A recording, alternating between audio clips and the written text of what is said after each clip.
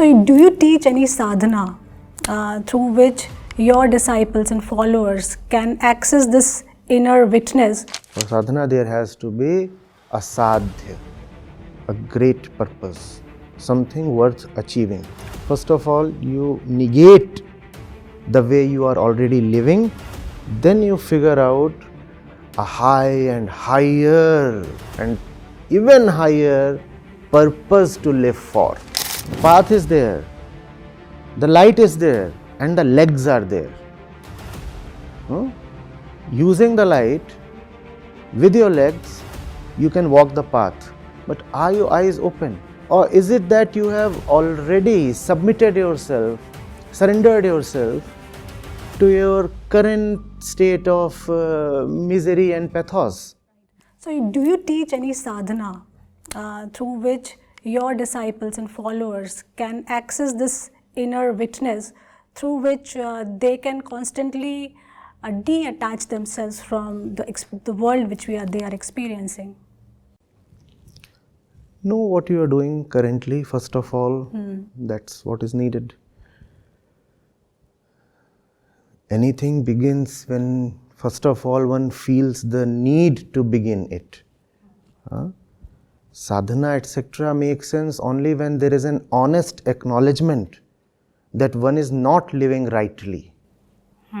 If one is determined to keep declaring that I am already on the right path, there is no question of any sadhana. Even if it is suggested, and there are thousands of sadhanas available in the spiritual market, even if it is suggested, it would just be another layer on the several pre-existing ones that constitute the inner self. Won't make any difference. So the first thing is to acknowledge that life is not right, that one is afraid, one is jealous, one is insecure, one is looking all the time towards the future.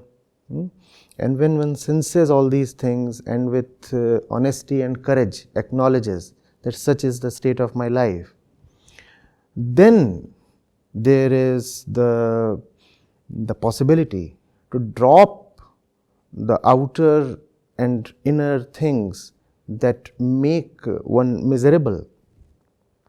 Now the question of substitution arises, right? One sees that there is a lot in one's existing patterns of life that does not deserve to exist. So one says, fine, now I see, I don't need to live with this. But if not this, then what? That's when one requires to find a great and higher purpose of life.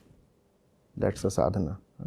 For sadhana, there has to be a sadhya, a great purpose, something worth achieving.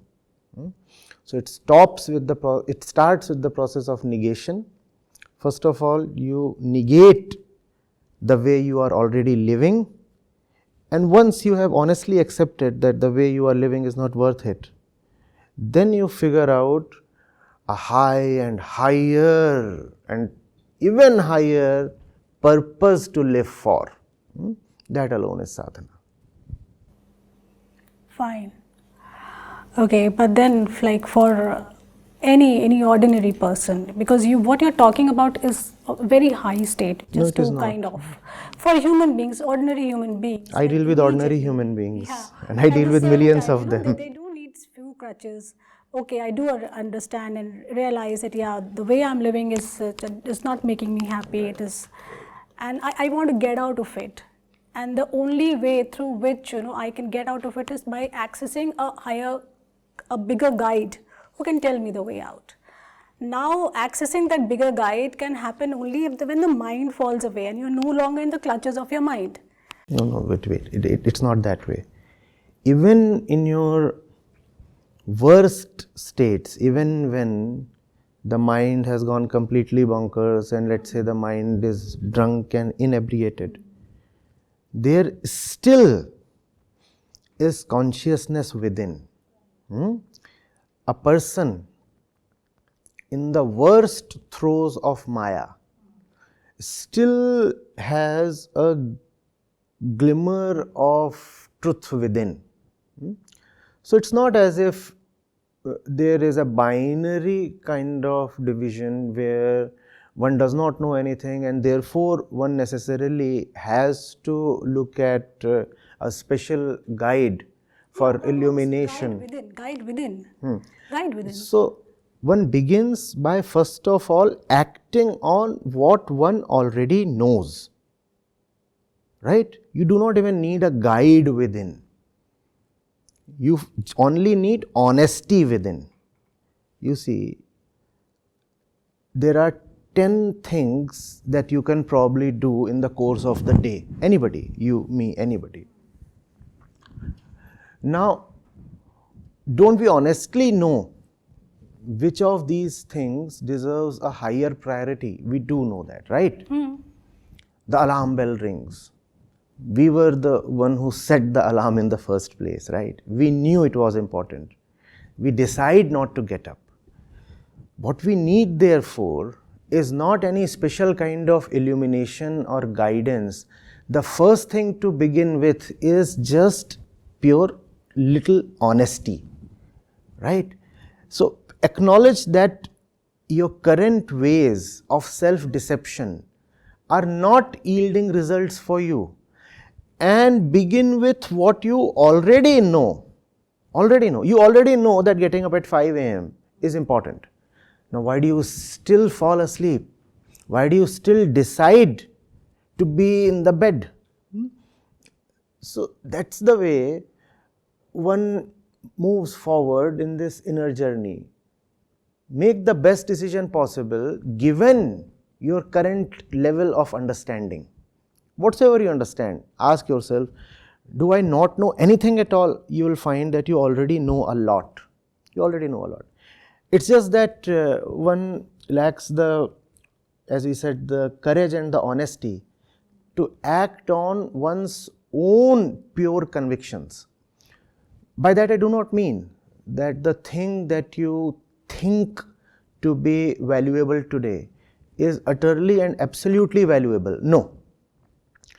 At this moment, given that you can figure out only 10 ways to act in a particular situation, let's say, obviously, even with all your honesty, you will only choose what you consider to be the most important among these 10 ways.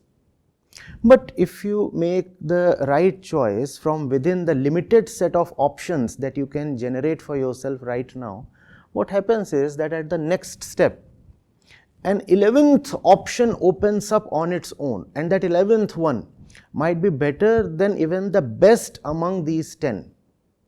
And so on and so forth, the thing continues. I have a problem when people come and ask me, "Sir, please tell us what to do." And the nature of more than half the questions that are posed is exactly like this. I'm in this particular situation, what do I do now? I typically ask, don't you already know? Don't you already know? It's your life. And if you don't know, how will I, who am I to know how it's happening in your life? All I can do is I can remind you that ignorance is not your nature, and therefore your best self already knows. Something in your mind already knows of the factuality of what's going on. I can only encourage you.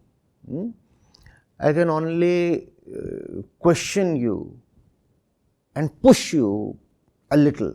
And then it's all upon you. Right? The role of the guide is not to carry the student or the seeker on his shoulders. It's not even to show the way. The role of the teacher has to be simply to tell the student to open the eyes.